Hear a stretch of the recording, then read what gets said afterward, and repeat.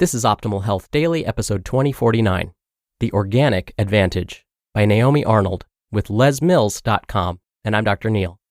This is the podcast where I act as your very own personal narrator and read to you from some of the most popular health and fitness blogs online, and always with a bit of my commentary at the end. And with that, let's get right to it and start optimizing your life. The Organic Advantage by Naomi Arnold with lesmills.com. Debate about the nutritional benefits of organically grown food continues, but there is little argument about one thing. If you want to consume less pesticide residue with your food, organics are the way to go. Once, before industrialized farming, we all ate organically. There were no such thing as inorganic pesticides, fertilizers, irradiation, solvents, or synthetic food additives. As a movement, the conversation around organics only took off once industrial farming emerged in the 20th century and the distinction could be drawn. The first books were published in the mid-1940s. The term organic farming was coined actually in 1939. The term organic food barely existed before the mid-1960s. Then it skyrocketed. A second big jump happened in the early 2000s. Organics are fashionable, but there isn't much conventional research to prove a diet high in organics is actually better for you nutritionally. Like all areas of diet and nutrition, the long-term, double-blind, randomized control trials necessary to prove it are difficult to conduct. One area where there has been some scientific agreement, however, is that organics don't have as much pesticide residue as is found in conventionally farmed food. A 2014 meta-analysis found that conventionally farmed food was 4 times more likely to have pesticide residue than crops grown organically. Research suggests that pesticide exposure, even within legal limits, interferes with the body in subtle ways, including fertility and hormone balance. A recent study in the Journal of the American Medical Association was the first to link pesticides with reduced fertility outcomes. In the Harvard University Earth study, women undergoing fertility treatment who reported eating more than 2.2 servings per day of the 14 conventionally grown fruits and vegetables with the highest pesticide residues had a 26% lower probability of a successful pregnancy compared to those who ate less than 1 serving a day. Those women who reported buying organic were excluded from the study.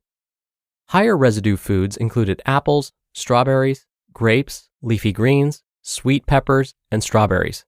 Low residue foods were onions, sweet corn, grapefruit, avocados, and cabbage. The researchers found that replacing just 1 serving of high pesticide residue produce with a low residue one could increase the probability of a successful pregnancy by an astonishing 88%, and there was a similar association with male reproductive health.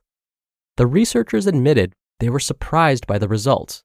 The senior author told CNN that he was initially positive they would find absolutely no relation between exposure to pesticide residues in fruits and vegetables and adverse reproductive outcomes. He said, quote, "While I think we need more studies to confirm or refute our findings, I am now more willing to pay the extra money for organic apples and strawberries than I was when we started this project." End quote. So, more research is needed, but there are other reasons to eat organic. Anecdotally, many people report that an organic carrot tastes just more carroty. They choose organic for that reason, as well as to reduce their total synthetic pesticide exposure, support local farmers, and encourage less damaging global farming practices. They're willing to pay more for those carrots too. Eating organically can often be a wealthy person's game due to lower yields and higher labor costs in its production. True, not everyone has $250 a week to spend on groceries, and it's difficult to eat 100% organic because of the cost, seasonal and geographical restrictions on production, and the desire to consider other environmental factors, such as food miles and the effect of transit on food quality. But if you want to keep an eye on pesticides, seek out the U.S. Food and Drug Administration's annual Pesticide Residue Monitoring Program report. These indicate violations of currently allowable pesticide levels, but this still doesn't mean the foods are completely safe. The pesticides detected in tests run by the FDA are known to cause cancer, birth defects, nervous system and brain damage, and developmental problems in children. In 2016, pesticide limit violations were found in 2% of milk samples, 16.2% of egg samples, and 27.1% of honey samples. When testing for the herbicide glyphosate, lower than threshold levels of glyphosate were found in 63.1% of the corn samples and 67% of the soybean samples. Meanwhile, acid herbicide residue levels were found in 891 samples, including 6 grain crops. These were corn, soybeans, barley, rice, wheat, and oats, and 8 root crops, which included potatoes, turnips, sugar beets, peanuts, carrots, radishes, beets, and sweet potatoes. So what's the trade-off? If you're concerned about pesticide residue, what are the foods on your plate that you should definitely try to replace with organic? Foods that were found in the Harvard study as having the highest pesticide residue are very similar to the Environmental Working Group's infamous annual pesticide residue list, the Dirty Dozen and the Clean 15. The foods listed on the Dirty Dozen include strawberries, spinach, nectarines, apples, grapes, peaches, cherries, pears, tomatoes, celery, potatoes, and sweet bell peppers. The Clean 15, meaning those foods that are lowest in pesticide residue, were avocados, sweet corn, pineapples, cabbage, onions, sweet frozen peas, papayas, asparagus, mangoes, eggplant, honeydew melon, kiwi fruit, cantaloupe, cauliflower, and broccoli. So, if you're saving your food dollars, these are the safest commercially grown fruits and vegetables to eat when it comes to pesticide levels. Levels of pesticides can also depend on where they're grown. Check the country of origin label, as some countries have higher limits or regularly flout the laws of the country they're being imported into.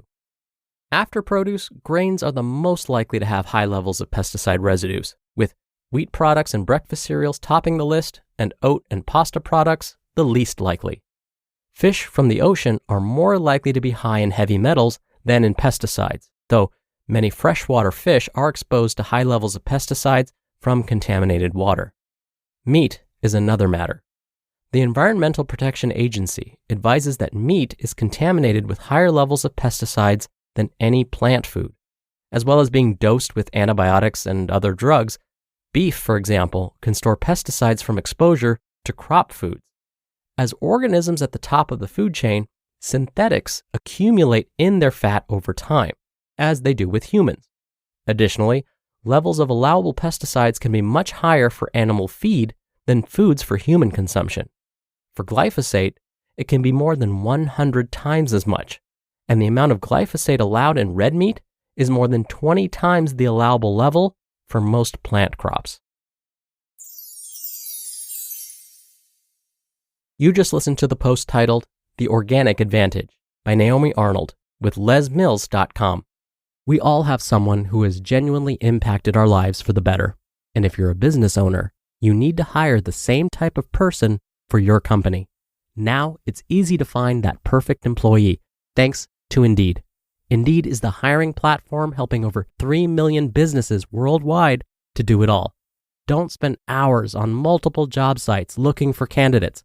Over 80% of Indeed employers find quality candidates the moment they sponsor a job. I especially love Indeed's Instant Match feature because candidates you invite to apply through Instant Match are 3 times more likely to apply to your job than candidates who only see it in search, according to US Indeed data. Indeed knows that finding people with the right skills makes all the difference when you're a hiring team of one. Visit Indeed.com/health to start hiring now. Just go to Indeed.com/health. Indeed.com/health. Terms and conditions apply. Cost per application pricing not available for everyone. Need to hire? You need Indeed. Dr. Neal here for my commentary. I want to go back to a term that today's author Naomi mentioned, glyphosate. A quick side note, when I was a kid, I would watch television shows that would have a word of the day. So imagine today's word of the day is glyphosate. glyphosate is found in many common types of pesticides that are found on store shelves. Specifically, glyphosate is a type of herbicide, so it's used mostly on plants to prevent weeds from growing. Now, that doesn't seem so bad, right? Well, there are recommended thresholds for glyphosate exposure, as today's author explained. But some scientists believe that these thresholds are still too high, meaning we should be exposed to less glyphosate. Why? Well, we've learned that glyphosate and its byproducts don't really degrade all that well and can collect in plants and animals over time. And it's believed that these byproducts are more toxic than glyphosate itself. Scientists believe that there may be a connection to these glyphosate byproducts to cancer and mental disorders in humans. In fact, the International Agency for Research on Cancer and the World Health Organization have classified glyphosate as likely carcinogenic, which is a fancy way of saying cancer-causing. All right, that's all the bad news. The good news is that by buying organic products, we can absolutely limit our exposure to glyphosate. All right, that'll do it for today. I hope you're having a great Tuesday. Thank you so much for listening. Thank you for sharing this show with someone. Don't forget, I'll be back here tomorrow as usual, so I'll see you there where your optimal life awaits.